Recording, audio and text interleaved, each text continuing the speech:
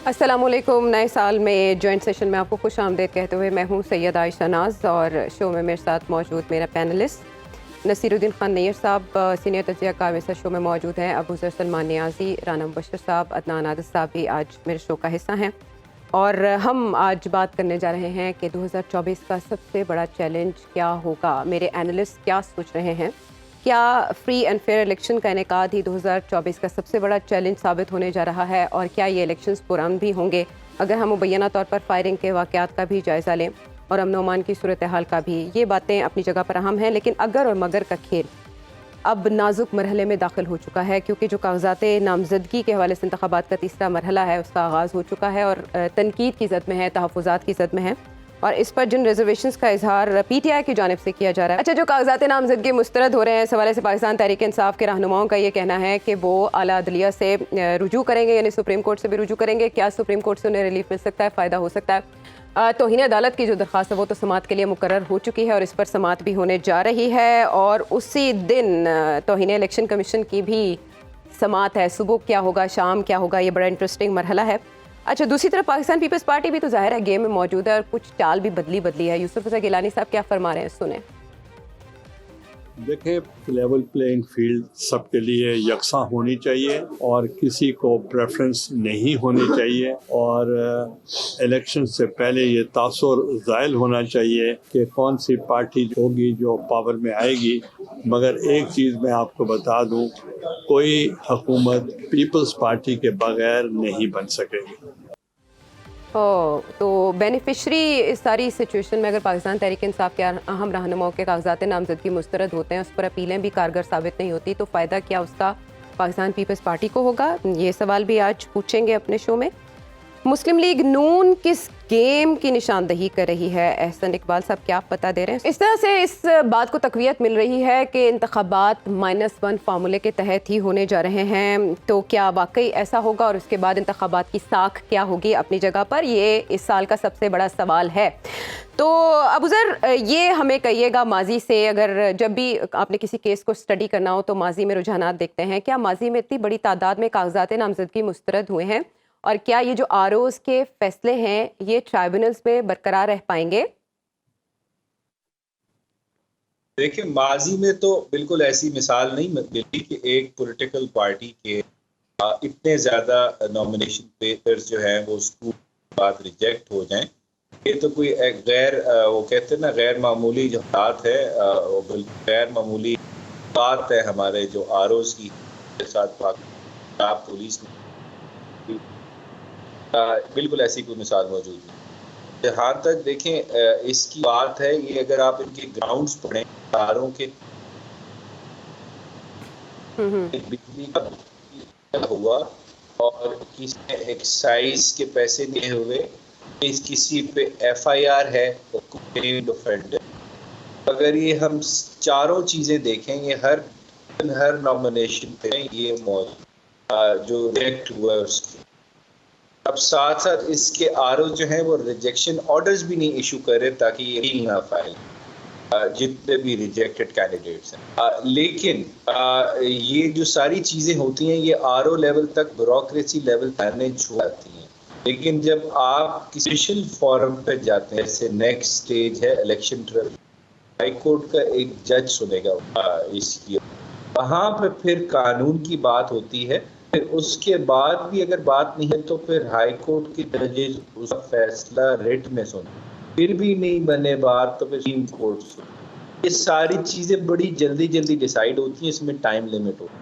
अच्छा। इस वजह से ये जितने फैसले हैं इनकी जो रीजनिंग है, इनमें कानून जो है वो टेनेबिलिटी एग्जिस्ट नहीं करती, बड़ी वीक रीजनिंग है जिनकी ना आइन में गुंजाइश है ना आपके मुल्क के कानून में गुंजाइश। तो आर्टिकल 60 आपका के अंदर ही इन्विजिस्ट है आपकी क्वालिफिकेशंस और क्वालिफिकेशन, उसके अलावा कोई क्वालिफिकेशन तरफ से आरओ ऐड नहीं कर।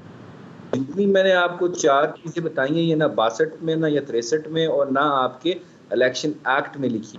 तो ये जितने भी फैसले हैं इनमें से 98% फैसले ट्राइब्यूनल के ही स्टेज पे जाके सेटिसाइड हो जाएंगे कि ये फैसले हम ख्वाहिशात के मुताबिक ज्यादा नजर आ रहे हैं। इस वजह से मुझे ये रुकते हुए फैसले नज़र नहीं आ रहे ना, ये ठहरेंगे, ये सारे सेट असाइड होंगे।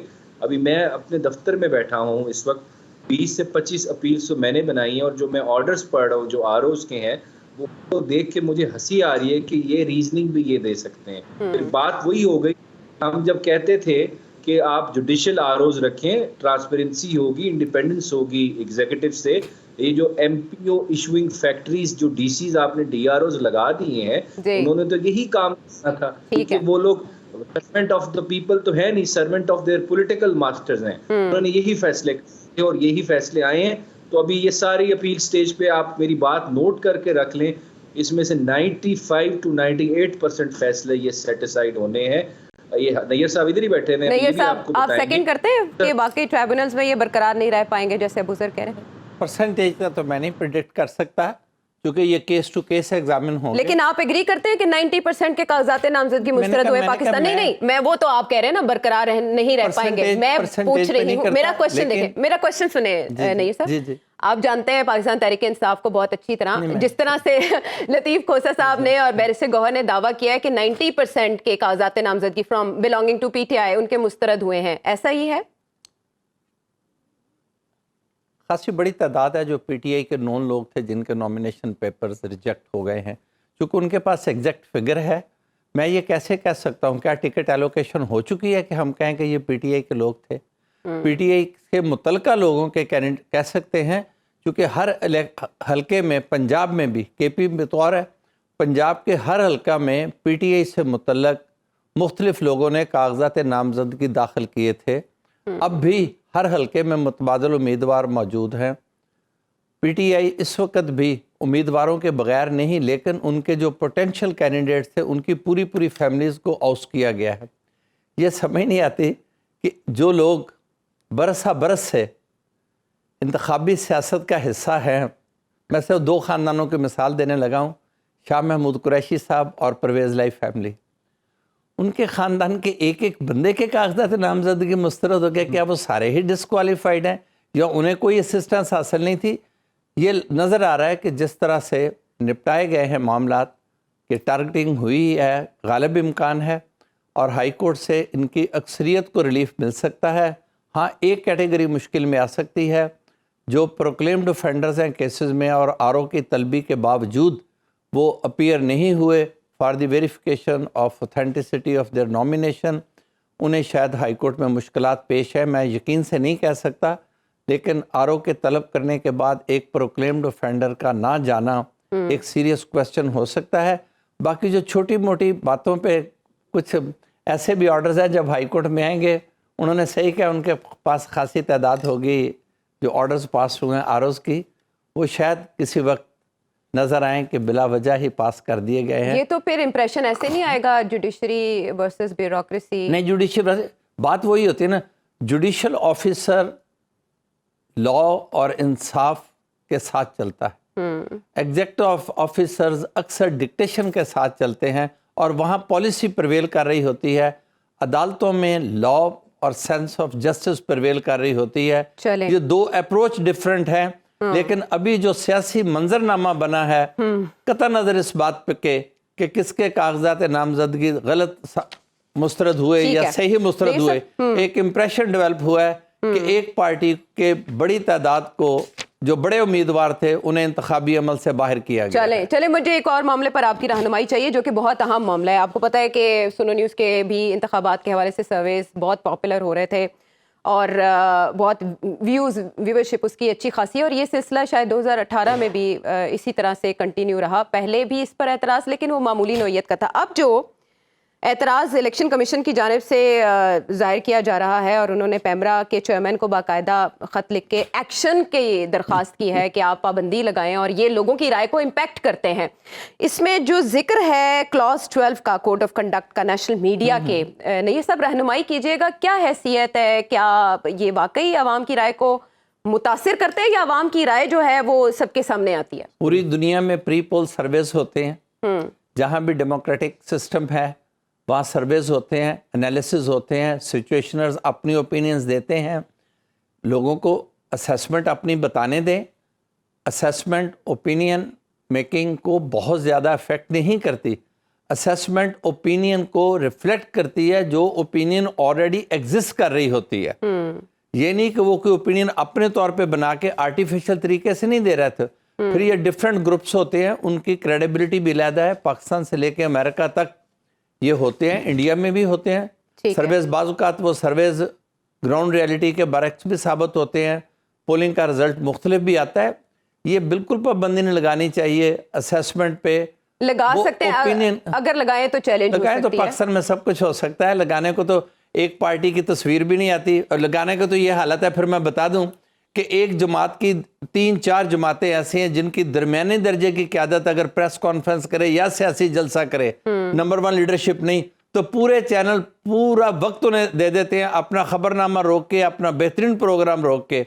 लेकिन एक जमात को ये इस्तेकाक हासिल नहीं है कि उनके चेयरमैन तो बड़ी दूर की बात है, ठीक है, उनके किसी दरमियाने दर्जे के लीडर की पूरी प्रेस कॉन्फ्रेंस भी दिखा दी जाए। तो ऑलरेडी ये चल रहा है और ये चलता रहेगा। लेकिन कहां तक आप लोगों की आवाज को दबाएंगे? कहां तक दबाएंगे? राना साहब, जुबान खल्क नकारा खुदा ये कहा जाता है, और ये जो सर्वेज या पोल्स हैं इसमें ज़ाहिर है खुद से तो कोई इनपुट नहीं है। जो लोग बोल रहे होते हैं फिलबदी बोल रहे होते हैं और वो एज इट इज़ नशर कर दी जाती है। उसमें चैनल का कोई ज़ाती मफाद तो है नहीं। लेकिन बजाय ये कि उससे इस्लाह का, अपनी पार्टी की इस्लाह का पहलू ढूंढने के, अगर वो राय आमा को ही बंद कर दिया जाए, पब्लिक ओपिनियन को ही ना सामने आने दिया जाए, तो इससे जो नुकसानात होते हैं उनको वक्त से पहले गेज नहीं किया जा सकता। वो आहिस्ता आहिस्ता ज़ाहिर होते हैं खराबियों की सूरत में। मेरा आपसे सवाल ये है, कल का दिन, परसों का दिन अदालती एतबार से भी बहुत अहम है, सियासी एतबार से तो है ही।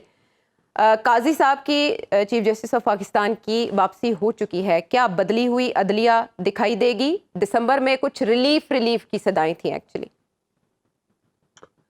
देखिए, पहले मैं बात करना चाहूँगा क्योंकि मैंने 16 साल रिपोर्टिंग की है जनाब दी न्यूज़ अखबार में, और ये सर्विस जो है उस पर मैं ज़रूर बात करना चाहूँगा। मुझे थोड़ा सा टाइम दीजिएगा। श्योर राना साहब। अब ये सर्वे अगर हबीब अकरम जाके कर रहे हैं तो हबीब अकरम कोई अपने कोई बंदे ट्रक ते लेके गया सी, ट्रक ते बंदे हो के गया सी, या ट्रॉलियां लेके गया सी ना, ये मैं नहीं कह सकता।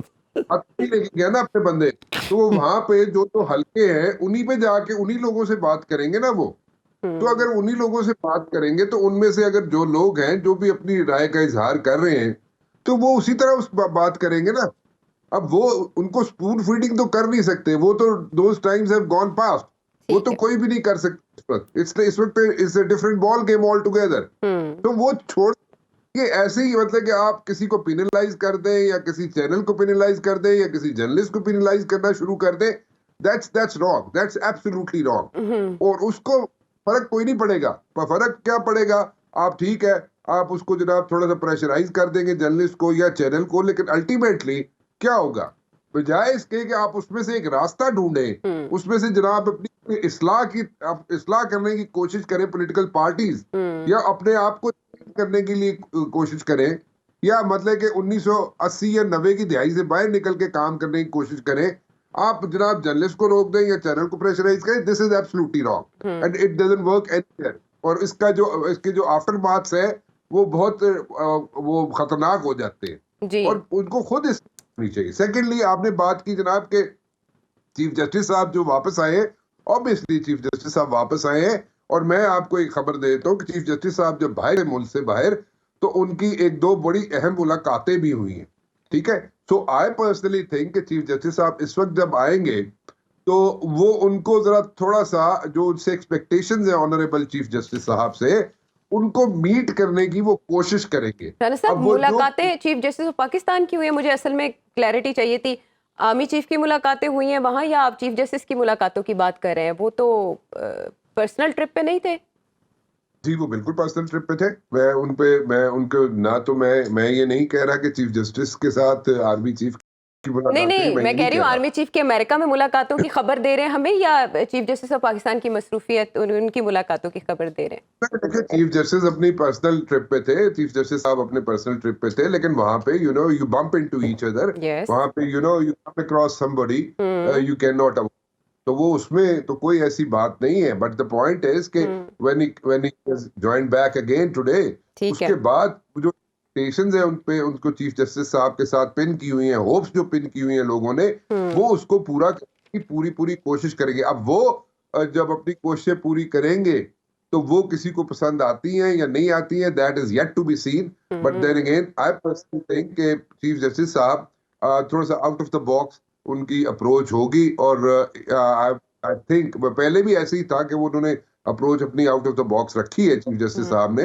लेकिन एक मरतबा फिर हम देखेंगे कि जो होप्स है, जो एक्सपेक्टेशन बहुत हाई चली गई हैं उनके साथ लोगों की, उनको भी पूरा करने की कोशिश करेंगे, and he stick to the law, और लॉ से बाहर वो लेफ्ट राइट बिल्कुल नहीं जाएंगे। तो लेवल प्लेइंग फील्ड जो है वो चीफ जस्टिस दिलवाएंगे अदनान आदिल साहब?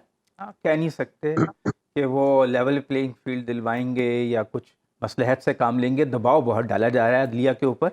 जो मखसूस ग्रुप है एक कॉलम नवीसों का और सहाफ़ियों का, वो कॉलम्स भी लिख रहा है और वो टेलीविज़न पे टॉक भी कर रहा है कि अगर अदलिया ने जो है वो पीटीआई को, उनका मकसद बिटवीन द लाइंस जो बात वो कह रहे हैं कि अगर रिलीफ दिया और उनको इलेक्शन में ओपन फील्ड दिया बाकी पार्टियों की तरह, तो शायद उनका जो है वो रियासती इदारों से टकराव हो सकता है। ये बात एक जर्नलिस्ट ने कही है। एक ने कॉलम लिखा है कि ऐसा करेंगे तो फिर ऐसा ना हो कि पीसीओ के तहत हलफ उठाना पड़ जाए। तो मतलब एक तरह से बैनुसतूर धमकियाँ ही दी जा रही हैं, मैं तो समझता हूँ। अदलिया को बहरहाल किसी से मुलाकात हो या ना हो, आइन के मुताबिक फ़ैसले करने चाहिए। जो होता है अल्लाह मालिक है। अगर हम इसी तरह नज़रिया ज़रूरत पे चलते रहेंगे तो मुल्क पटरी पे कब चलेगा। बाकी आपने जब पहले बात की थी कि सर्विस पे पाबंदी, मैं ख़ुद 98 में 6 महीने अमेरिका में एज ए रिपोर्टर काम करता रहा, वहाँ के अखबार के लिए। मैं ख़ुद सर्वे करता था, गवर्नर का इलेक्शन था। पूरी दुनिया में सर्वेज़ होते हैं। मैंने इंडिया का भी इलेक्शन कवर किया हुआ है वहाँ रहते हुए 2004 में BBC के लिए, तो वहाँ भी सर्वेज़ होते थे। पूरी दुनिया की जमहूरियतों में होते हैं। अब अगर इस पर पाबंदी लगा रहे हैं तो मेरा ख़्याल है जर्नलिस्ट की जो बॉडीज़ हैं उनको इसे सुप्रीम कोर्ट में या हाई कोर्ट में चैलेंज करना चाहिए इस इक़दाम को। ये बुनियादी इंसानी हकूक़, इज़हार राय की आज़ादी के ख़िलाफ़ है। ये लगाना पाबंदी इसलिए चाहते हैं कि ये तासुर ना पैदा हो कि एक ख़ास जमात पॉपुलर है और फिर अगर रिज़ल्ट ये उसके उलट आ जाए, जैसा कि हमारे यहाँ बाज़ औक़ात हो जाता है, तो फिर ये लोग ना कहें कि देखें जी पॉपुलर सर्विस तो ये थे और रिज़ल्ट कुछ और आ गया। तो अमेरिका में, यूरोप में भी ऐसा हुआ है कि सर्विस कुछ और होते हैं, रिज़ल्ट कुछ और आ जाता है बाज़ औक़ात। तो इस पे पाबंदी जो लगाना तो जमहूरी उसके मुताबिक तो नहीं है, रवैयों के मुताबिक तो नहीं है। बाकी ये कि आप अभी बात कर रही थी वो कागजात नामजदगी की, तो 25,950 के करीब कागज़ जो हैं जमा हुए कौमी और सूबाई असम्बलियों के, और 3,250 के करीब रिजेक्ट हुए। तो 13-14% कागज़ रिजेक्ट हुए हैं। अमूमन 10% रिजेक्ट होते थे, इस मरतबा 2-3% ज़्यादा हुए हैं। अच्छा। लेकिन वो ज़्यादातर एक ही ग्रुप से ताल्लुक़ रखने वाले लोगों के हुए हैं, वो लोग जिनके बारे में कहा जाता है कि उनकी वाबस्तगी तहरीक इंसाफ के साथ थी। और शायद इसका मकसद ये है कि वो तैयारी का उन्हें सही तरह मौका ना मिल सके, वो शशोपंच का शिकार रहें। अब वो जाएंगे या ट्रिब्यूनल्स में जाएंगे, वहाँ अभी उनको मुसद्दक़ा कॉपीज़ नहीं मिल रही रिजेक्शन की, फिर वहाँ जाना उनके लिए मुश्किल बना दिया गया है। ख़बरें आ रही हैं कि वकला जो जा रहे हैं ट्रिब्यूनल्स में उनको जाने नहीं दिया जा रहा है, पुलिस रोक रही है। तो ऐसे सीन हमने पहले कभी नहीं देखे, इतना खुल्लम खुल्ला कि आप पहले कागजात नामजदगी छीन के भाग रहे थे लोग, फिर उनको तस्दीक और तजवीज़ कुनिंदा को उठा के ले जा रहे थे, फिर उनको होलसेल आपने मुस्तरद कर दिया एक पार्टी को, फिर उसको जवाज़ बख्शने के लिए कहा जा रहा है एक मखसूस ग्रुप की तरफ से कि जी ये चूँकि 9 मई के वाक़यात में मुलव्विस हैं, इसलिए इसको भुलाया नहीं जा सकता और इनको इसकी सज़ा भुगतनी पड़ेगी। यानी ये सब कुछ इसलिए हो रहा है कि 9 मई के उसमें ये मुलजिम है। तो भाई अगर ऐसा है तो आप उनको कानून के मुताबिक सज़ा दे देते, जो 100, 200, 300 जो लोग आपके ख्याल में उसमें मुलव्विस हैं। कानूनी रास्ता तो आपने इख्तियार नहीं किया। अब गैर कानूनी तौर पे पुलिस वाले किसी को उठा रहे हैं, किसी की कागज़ छीन रहे हैं, वकला को नहीं। इस दफ़ा तो वकला पे भी भारी है, हालांकि पुलिस वाले डरते थे वकीलों से, लेकिन अब तो ये पुलिस वाले वकला को भी उठा के ले जा रहे हैं। साहब, लतीफ़ खोसर साहब, इनके कागजात नामजदगी दुरुस्त करार दिए गए हैं, तो कम से कम इस हद तक तो हाँ। लेकिन ये वो जब अमजद परवेज साहब गए हुकूमत ये जो नून लीग की तरफ से, तो उनको जाने दिया गया, लेकिन जब वो चौधरी परवेज इलाही की तरफ से गए तो उनको उठा लिया गया। तो इस तरह के जो वाक़यात हो रहे हैं, तो एक तासुर तो फ्री फेयर इलेक्शन का नहीं रहा। अब तक जो तासुर आ रहा है, परसेप्शन बन रहा है कि इलेक्शन जो हैं बहुत वन साइडेड अफेयर हैं, तहरीक इंसाफ को बहुत कम मार्जिनलाइज किया जा रहा है, दीवार से लगाया जा रहा है। तो अगर ये तासुर इस तरह का रहा कि ये एक झुरलू इलेक्शन होने जा रहा है, फिर तो उससे कोई साख भी नहीं होगी इलेक्शन की, ना उसका अखलाकी जवाज होगा, ना वो जो आपने बात शुरू में की थी कि नया साल है तो चैलेंजेस क्या हैं। तो चैलेंज तो यही है कि पॉलिटिकल स्टेबिलिटी हो,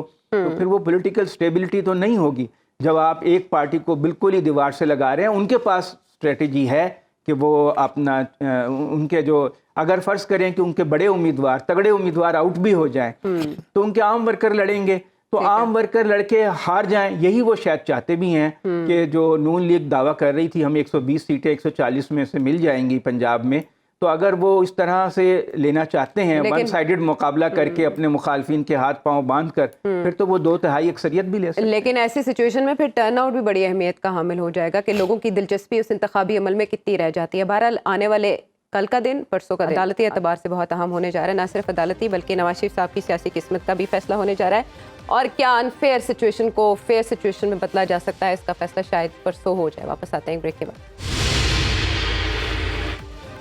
welcome back to the show. Pakistan Tehreek Insaf की मुश्किलात के हवाले से ही बात करेंगे। जो इंतखाबी निशान की बहाली के खिलाफ दरख्वास्त है वो समाअत के लिए मुकर्रर हो गई है पेशावर हाई कोर्ट में। मुझे यहाँ पे अबू ज़र आपसे रहनुमाई लेना है कि क्या इलेक्शन कमीशन किसी पॉलिटिकल पार्टी के खिलाफ फरीक बन सकता है, या वो दरख्वास्त गुजार जो इस मामले को लेकर इलेक्शन कमीशन गए थे? नहीं, देखें, ऑर्डर तो इलेक्शन कमीशन उसमें पार्टी थी जब ये फाइल हुआ था। बिल्कुल इलेक्शन कमीशन चैलेंज तो कर सकता है, लेकिन अगर आप इसको टेक्निकली देखें कि पार्टी तो उसमें वो बन सकता है और फाइल भी कर सकता है, लेकिन अगर आप इलेक्शन कमीशन के की जो हरकत हैं उसको ज़रा उनका बगौर जायज़ा लें, तो उसमें ये लगता है कि वो ये वैसी वाली पार्टी बन गई जिस तरह हम कहते हैं कि एक पॉलिटिकल पार्टी होती है। क्योंकि यहाँ पे आप देखें किसी पार्टी का इस तरह जांच पड़ताल नहीं की गई उनकी फॉरेन फंडिंग के इशू का, ना उनके इंट्रा पार्टी इलेक्शंस का, ना उनके तोशा खाना के जो तहाइफ लिए हैं उस पे जो ट्रायल इलेक्शन कमीशन की डिक्लेरेशन के पास हुआ है किसी लीडर का नहीं हुआ।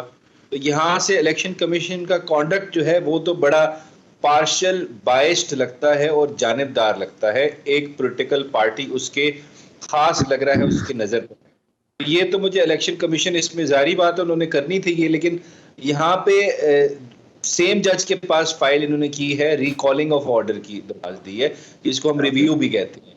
ये 90% ऑफ द टाइम जजेस अलाउ नहीं करते क्योंकि सेम जज होता है, तो मुझे इसमें इतनी कोई गुंजाइश नज़र नहीं आ रही कि इलेक्शन कमीशन को इसमें कुछ ख़ास कोई रिजल्ट मिलेगा, कोई पॉजिटिव उनको मिलेगा।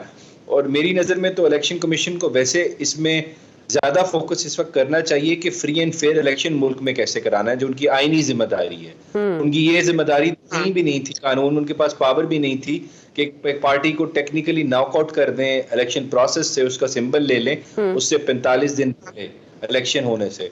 उनकी बड़ी जिम्मेदारी थी कि इलेक्शन फ्री एंड फेयर कराएं। और जो पंजाब पुलिस ने यहाँ पे बिल्कुल एक आप समझे कि माफिया की तरह ऑपरेट कर रही है पंजाब के अंदर, और उसके दफ्तर को घेराव करके ना स्क्रूटनी होने दी, ना नॉमिनेशन पेपर्स जमा होने दिए।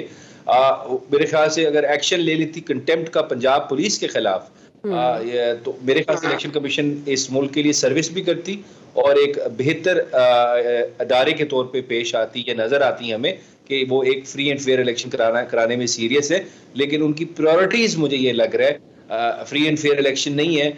लेकिन अबू सर, आपके ख्याल में अगर अकबर एस बाबर साहब ही इस मामले को लेकर जाते तो ज़्यादा बेहतर ना होता? मुद्दई सुस्त गवाह चुस्त वाला मामला है। उधर पॉलिटिकल पार्टीज के हेड्स जो हैं वो पेशावर हाई कोर्ट को तनकीद का निशाना बना रहे थे बाकायदा तौर पर। अगर पेशावर हाई कोर्ट से फैसला रिवर्स नहीं होता तो इलेक्शन कमीशन के पास क्या ऑप्शन होंगे? जी बिल्कुल, ये बात मैं आपसे अग्री करूंगा कि ये रिकॉलिंग ऑफ ऑर्डर की बात है, तो ये इलेक्शन कमीशन को मेरे ख्याल से ये फाइनल जजमेंट का वेट करना चाहिए था। अगर फिर अपील फाइल करते तो बेहतर लगते। और बिल्कुल यहाँ पे मेरे ख्याल से अकबर एस बाबर का खैर लोकल स्टैंड आए तो नहीं था, क्योंकि ओरिजिनल पिटिशन चलो वो थे, वो जाते तो हमें समझ आता, उनका एंथुसियाज्म भी समझ आता कि he is interested in the के इलेक्शन सिंबल वाले इशू पे। लेकिन इलेक्शन कमीशन की बहुत ज्यादा दिलचस्पी जो है कि इस पार्टी से हमने सिंबल किसी तरह लेना है, उससे बड़े क्वेश्चंस और सस्पिशंस और डाउट्स रेज होते हैं उनकी इंटेंशन पे। इस बात पे I totally agree with you. Election commission over enthusiastic हुआ है as far as the PTI's election symbol is concerned उसके मामले में। ठीक है। अच्छा नईर साहब, ये कहिएगा कि पेशावर हाई कोर्ट का ये जो फैसला था, इसको इलेक्शन कमीशन ने सुप्रीम कोर्ट में किन वजूहात के बिना पर चैलेंज नहीं किया? ये तो उनकी तरजीह है, बात दुरुस्त है। सिर्फ एक अकबर एस बाबर नहीं, और भी कई पिटिशनर्स थे जी। और इलेक्शन कमीशन का रोल एक ऑडिटर का भी था हाँ। कि वो 2 फ्रीकन के इशू के को उन्होंने रिजॉल्व किया। वो जो डिससेटिस्फाइड या एग्रीड पार्टी थी वो रिट जुरिस्डिक्शन में चली गई। उनका तो लोकस स्टैंडे रिट जुरिस्डिक्शन में जाने का था, being an agreed person. Election commission को अपने आप को एग्रीड पर्सन नहीं समझना चाहिए। इलेक्शन कमीशन लिटिगेशन में फ्रीक ज़रूर है, लेकिन एक फ्रीक अगर लिटिगेशन में जाता है, उसके फैसले से डिससेटिस्फाइड है या खुद को एग्रीड समझता है, तो जो ऑब्जेक्टर्स थे या जो कंप्लेनेंट्स थे जी। उन्हें भी हक हासिल था, वो चले जाते। इससे जैसे बुज़र साहब ने कहा है, ये एक इवेंट नहीं है, 1 साल से ऐसे सीरीज ऑफ तसलसल इवेंट्स से वाकयात हुए हैं जिनसे इलेक्शन कमीशन का रुख सिर्फ एक ही जमात की जानिब नजर आ रहा है। वो इंट्रा पार्टी इलेक्शन सभी पार्टीज के थोड़े बहुत डिफेक्टिव होते हैं, कोई भी नहीं समझ सकता। जमात इस्लामी को एक्सक्लूड कर दें, अकाउंट्स का इशू सभी का था, बल्कि साइमल्टेनियसली चल रहा था।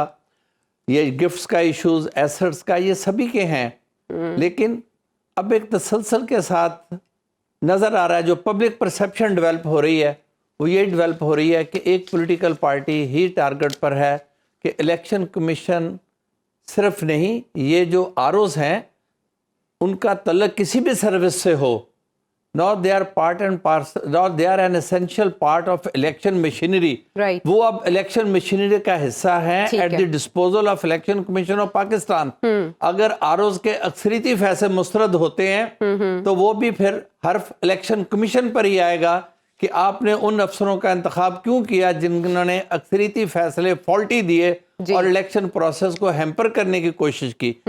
हाई कोर्ट से जब ये मामला इलेक्शन अपील्स का निकलेगा, फाइनलाइज होंगी चीज़ें, तो फिर पता चलेगा रियल परसेंटेज का जुडिशल वर्डिक्ट के बाद कि कहाँ तक इलेक्शन मशीनरी फेयर ठीक है और ट्रांसपेरेंट थी और कहाँ तक पार्शियलिटी नजर आती है। अगर कोई फैसले on the face of it ridiculous नजर आते हैं, they are responsible officers of civil service, सब समझते हैं। फिर भी अगर जैसे मैंने पहले भी इशारा किया है, परवेज लाई फैमिली 1985 से इंतखाबी अमल का हिस्सा है हर कौमी इंतखाबात में। ठीक है। अभी साल आना था कि उनके खानदान का कोई भी फर्द अहल नहीं। शाह महमूद कुरैशी का खानदान, शाह महमूद कुरैशी खुद खानदान नहीं, खुद 1985 से इलेक्शन सिस्टम कैसा है पहले इनके वाले साहब रहे हैं। ठीक है। परवेज लाई साहब का खानदान, जब से हम सुनते आ रहे हैं ज़ोहर लाई फैमिली इंतखाबी अमल का हिस्सा है, पहली बार हुआ है कि चॉइस शुजात फैमिली के सारे कागजात क्लियर और परवेज लाई फैमिली के सारे आप ही कुछ अपनी अदाओं पे गौर करें, अगर हम कुछ अर्ज करेंगे तो शिकायत होगी। नैयर साहब जी। अबू सर, अच्छा, इसमें सबसे मजे की बात यह है, मैं आपको बताता हूँ, एक वकील साहब है अमजद परवेज साहब जी, अभी अदनान आदिल साहब ने जिक्र किया उसका। हाँ, वो मुस्लिम लीग नवाज साहब के वकील हैं, नवाज शरीफ साहब के। हाँ। उनके नॉमिनेशन पेपर्स जमा कराने गए तो उनको वहां पे आरओ के ऑफिस में चाय भी पिलाई गई और बड़ी खातिर तवाज़ो की गई और बड़ा प्रोटोकॉल दिया गया। अब किसका ब्रीफ होल्ड करते हैं ये डिपेंड करता है। करने गए तो उनको वहां पे अरेस्ट करके गाड़ी में डाल के ले गए। तो ये आप देख लें, 2 तरह के अमजद परवेज हैं, एक परवेज लाई साहब का डिफरेंट है और नवाज शरीफ साहब का डिफरेंट है। ये अच्छा, ये तजादात जो है, और जिक्र करना चाहता हूँ एक और साहब का भी। हाँ, हामिद नासिर चट्टा साहब पंजाब की सियासत का एक अहम तरीन किरदार रहे हैं। उनका बेटा इंतहाई मोअज़्ज़ज़ सियासतदान है। लोकल बार का प्रेसिडेंट उनके साथ जा रहा था और कागजात छीन लिए गए, फिर पूरी बार ने वहां प्रोटेस्ट किया, फिर कागजात वापस हुए। अगर इस लेवल के लोगों को भी एक्सेस नहीं मिल रही थी रिटर्निंग ऑफिसर के ऑफिस तक, ठीक है। मुझे ना ब्रेक पर जाने से पहले इस सारे पे ना एक डॉक्यूमेंट्री बन सकती है। मैं चाहूंगी कि राणा साहब जो हैं, जैसे ही इलेक्शन हो जाए उसके बाद एक डॉक्यूमेंट्री बनाएं इलेक्शंस के हवाले से और इन सब बातों को अक्सबंद किया जाए जो यहाँ पर मेंशन किए जाते हैं। मुझे ब्रेक पे जाने से पहले नैयर साहब आपसे बड़ा अहम सवाल जानना है, ताहयात नहली का मामला, क्या नवाज शरीफ साहब और जहांगीर तरीन साहब की ताहयात नहली का मामला जो है वो निमट सकेगा इस सारे अरसे में? ये इंतखाबात से पहले फैसला आ जाएगा। क्योंकि जो इशारे दिए गए थे बेंच की तरफ से इस केस की फिक्सेशन के वक्त क्या फुल कोर्ट बनना चाहिए था? नहीं, इलेक्शंस एक्ट में अमेंडमेंट के बाद एक तब्दील शुदा सूरत हाल में इस इशू को असर नौ देखा अच्छा, मुझे ये बताएं कि जो बेंच की तश्कील की गई है, आपके ख्याल में इस पर कोई एतराज आ सकता है? जैसे हमने माजी में 2 जजेस की तरफ तो से, वो करे, मैं तो नहीं कर सकता। व्हाई शुड नहीं, मैं वैसे पूछ रही हूँ, आपको बेंच कैसा लगा? आईनी मामला है, बेंच तो हमारे मुल्क में एक फैशन बन चुका है। अगर अपना केस कमजोर है तो बेंच पे एतराज, अगर फैसला खिलाफ आ गया तो बेंच पे एतराज। ये तो हमारा कल्चर बन चुका है। आपने बात खत्म कर दी, हम वापस आते हैं मजीद बात को आगे बढ़ने के बाद। Welcome back to the show. उसी बात को आगे बढ़ाएंगे और बात करने जा रहे हैं हम कि नवाज शरीफ साहब की सियासी किस्मत का फैसला तो शायद बहुत जल्द हो जाए, जैसे प्रेडिक्ट किया नैयर साहब ने, लेकिन बानी पीटीआई की किस्मत का फैसला कब होगा? तो शाखाना नाहली केस 6 जनवरी तक लगने के आसार दिखाई दे रहे हैं। नहीं, हमें राना साहब बताएं आप कि साबिक चेयरमैन पीटीआई के हवाले से कब तक फैसला हो जाएगा कि ही इज इन और आउट? मैं पहले भी कह चुका हूँ आयशा जी कि ये चेयरमैन का इंतखाबात में हिस्सा लेना ना, it's like I would say कि बहुत ब्लीक चांसेस हैं उसके। हाँ, ये ज़रूर है कि ये जो रिलीफ मिल सकता है थोड़ा सा, ये जो इतने तादाद में लोगों के जो यहाँ पे मुस्तरद हुए हैं कागजात, उसमें पीटीआई के लोगों को कुछ रिलीफ ज़रूर मिल सकता है। और मेरे ख्याल में आई वुड से कि 50% के लगभग लोगों को रिलीफ मिल जाएगा।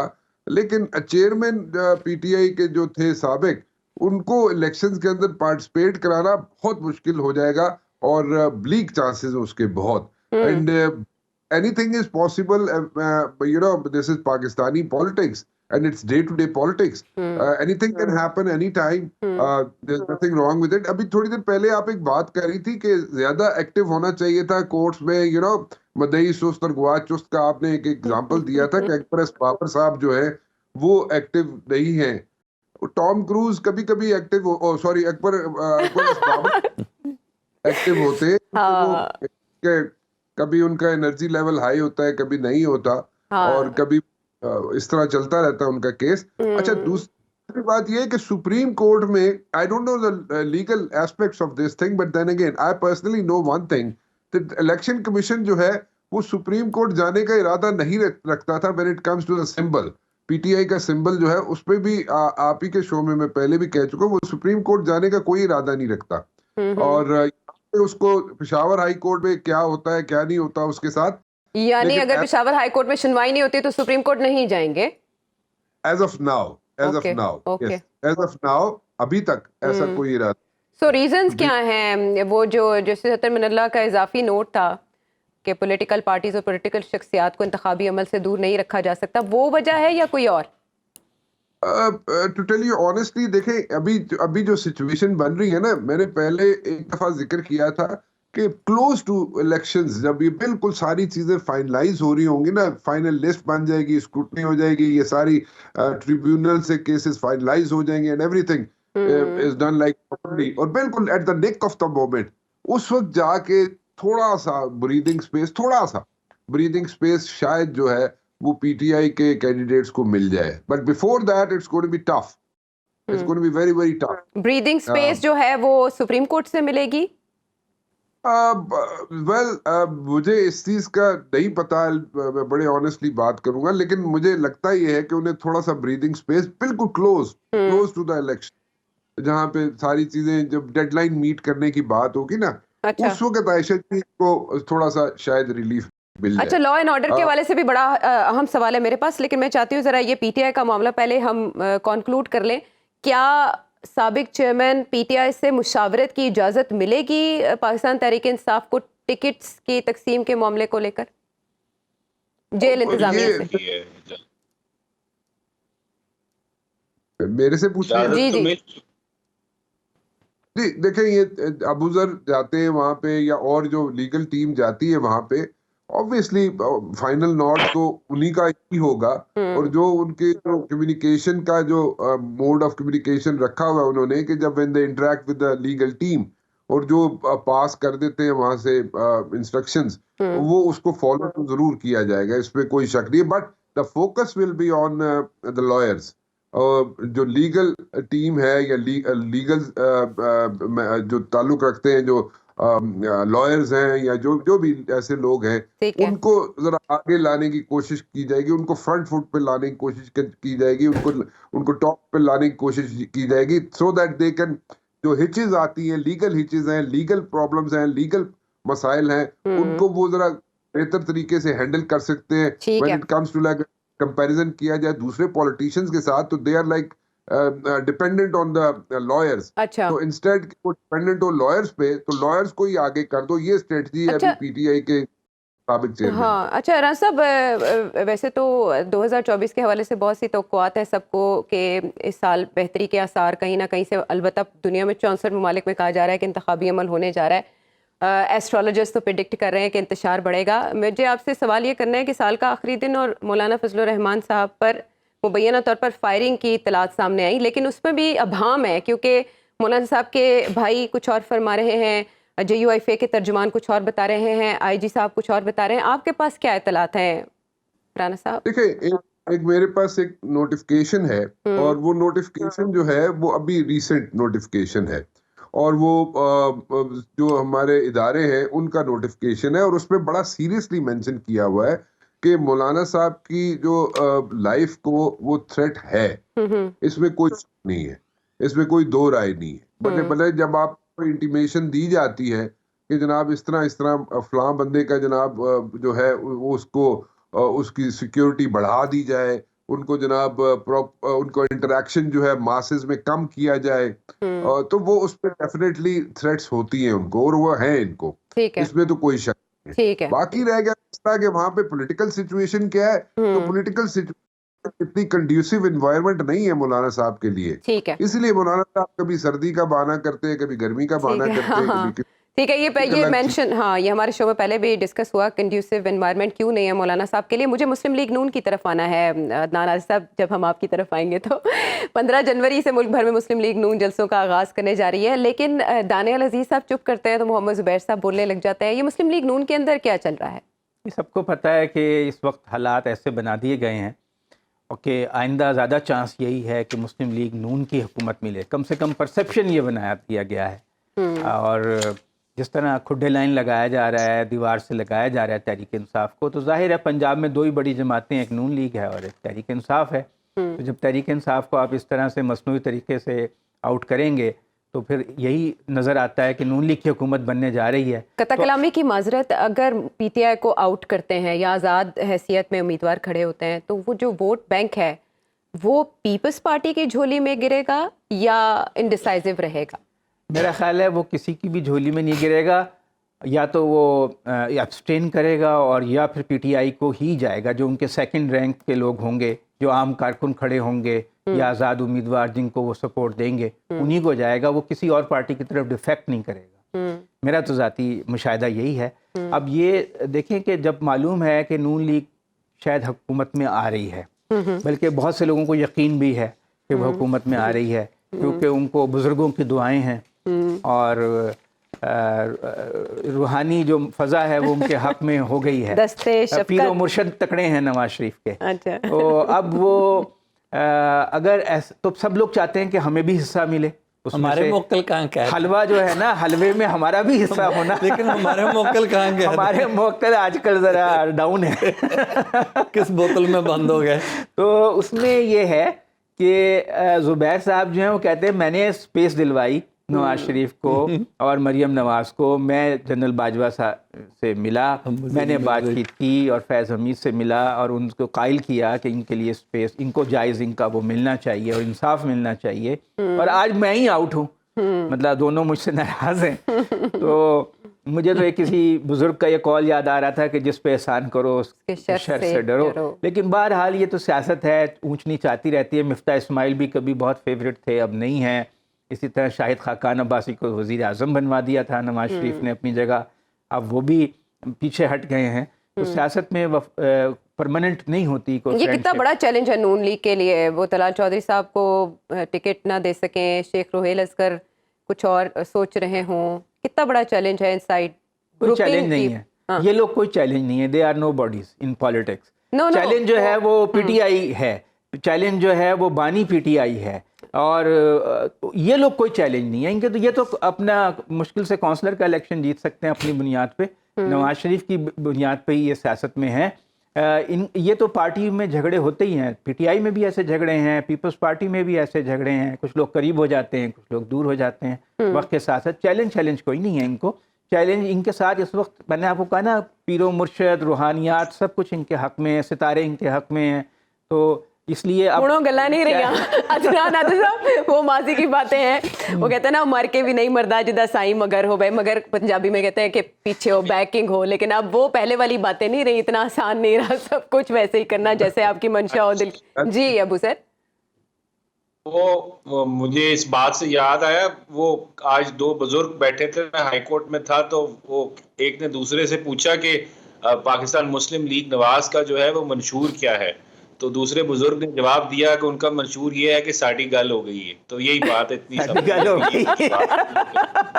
अच्छा, लेकिन कभी भी मंशूर की जरूरत तो उसको होती है ना, जिसको हो कि मैंने मुकाबला करना है, दूसरा फरीक तो है ही नहीं मैदान में, तो मंशूर देने की क्या जरूरत है? चले, माजी में भी मंशूर आए, फिर उन पर अमल नहीं हो सका, वो ख्वाब ही दिखाए गए। राना साहब भी कुछ कहना चाह रहे थे, मुझे लगता है। जी राना साहब, मुझे बड़ा अहम सवाल करना है अबू सर से। जी आप करें, मैं बात। हाँ नहीं, मुझे अबू सर आपसे ये जानना है कि तौहीन इलेक्शन कमीशन और तौहीन इलेक्शन कमिश्नर में क्या फर्द जुर्म परसों आयद हो सकेगी? लेकिन ये तो डिपेंड करता है प्रोसीडिंग्स कैसे होती हैं। अगर वो करना चाहें, जिस तरह जज साहब जो हैं अबुल हसनात कर देते हैं फर्द जुर्म आयद, बेशक दूसरा शख्स कहे मेरे पास पूरी नकुलात नहीं है, जेल के अंदर होगा, बाहर तो कोई खबर आती नहीं है, अगर मीडिया अंदर हो तो प्रॉपर रिपोर्ट करेगा, लेकिन अगर वो करना चाहे तो कर सकते हैं, लेकिन डिपेंड करता है उस दिन की हेयरिंग कैसी होती है। लेकिन इस्तिखारे की बात भी है, इस्तिखारा आ गया तो कर देंगे, उस दिन सजा हो जाएगी, तो ट्रायल चलेगा, उसके बाद ट्रायल चलेगा। लेकिन उस दिन तौहीन अदालत में इलेक्शन कमीशन को भी नोटिस सुप्रीम कोर्ट की तरफ से गया। राना साहब, क्या कहना चाह रहे थे आप? एक तो अदनान आदिल साहब मुझे लगता है आजकल किसी मजार पे जाके हाजिरी देते हैं। हाँ जी जी जी जी बिल्कुल। दाता साहब भी लाहौर में ही हैं, पीर मक्की भी है, दाता साहब भी है, मियां मीर भी हैं, पता नहीं किधर और जाते हो तो चेक करा देगा। अरमानों का मजार है। अच्छा नईर साहब, अबाउट पीपल्स पार्टी, ये कहा जा रहा है, जैसे यूसुफ रज़ा गिलानी साहब ने कहा कि कोई भी हमारे बगैर हुकूमत नहीं बना सकेगा, तो पीपल्स पार्टी इलेक्शंस के बाद प्रेशर ग्रुप के तौर पे आएगी सामने। उन्मान यही नज़र आ रहे हैं, जिस किस्म का इलेक्शन पंजाब में होने जा रहा है, अगर PMLN पंजाब से क्लीन स्वीप नहीं करती, क्योंकि KP में कोई और दूसरी जमात मजबूत नहीं है एक ख़ास जमात के अलावा, PTI सिंध से कोई भी सीट ना ले, तब भी पीपल्स पार्टी सिंध में 40 या 45 से ज़्यादा सीट्स नहीं ले पाएगी। पंजाब के बेशतर हलकों में PP का कोई वोट बैंक नहीं है, और PTI के वोट बैंक का पीपल्स पार्टी की तरफ मूव करने का या शिफ्ट होने का कोई इम्कान नहीं है। PTI का अगर तीसरे दर्जे का कारकुन भी फील्ड में आइडेंटिफाई हो गया इलेक्टोरेट को कि ये PTI का कैंडिडेट है, तो PTI का वोट उसे जाएगा, खा वो जीते या हारे, लेकिन पीपल्स पार्टी को नहीं जाएगा। पीपल्स पार्टी का PTI का वोट इन दो जमातों की तरफ से नहीं जा सकता, क्योंकि PTI का वोटर इस वक्त अपने आप को मजलूम समझ रहा है और PMLN को पहले नंबर पर और दूसरे नंबर पर जरदारी के ग्रुप को जालिम समझता है। PTI का वोट इन दोनों के लिए कोई सिमत नहीं रखता, कोई मुताबिकत नहीं रखता, कोई लिंक नहीं रखता। ठीक है, वो उसी तरफ जाएगा जिस तरफ इशारा जाएगा अंदर से। लिस्ट जो भी आएगी, मैं कहता हूँ बिल्कुल तीसरे दर्जे का कारकुन भी अगर फील्ड में है, PTI का जो खालिस वोट है उसे कन्वे हो गया कि PTI का फेवरेट कैंडिडेट या नेम्ड कैंडिडेट ये है, ठीक है, वो चला है। और एक बात मैं और भी बता दूं, पंजाब में ठीक है एक रिपोर्ट ये कहते रहे कि सबके खारिज हो गए, बेशतर हलकों में वो नॉमिनेशन पेपर्स इंटैक्ट हैं जो अपने आप को आज भी PTI के साथ आइडेंटिफाई कर रहे हैं। मैं कई डिस्ट्रिक्ट का नाम लेता हूँ जहाँ कंप्लीट कैंडिडेट्स इंटैक्ट हैं जो अपने आप को PTI के साथ आइडेंटिफाई कर रहे हैं। वो रवायती कैंडिडेट नहीं है, but they do exist in the constituencies. चलें, ये सांप और सीढ़ी, इसके खेल का फैसला तो 8 फरवरी को ही होगा और बड़ा मैच होने जा रहा है, और उसके बाद क्या होगा ये भी सभी अजहान सोच रहे हैं। अगले प्रोग्राम तक के लिए इजाजत है।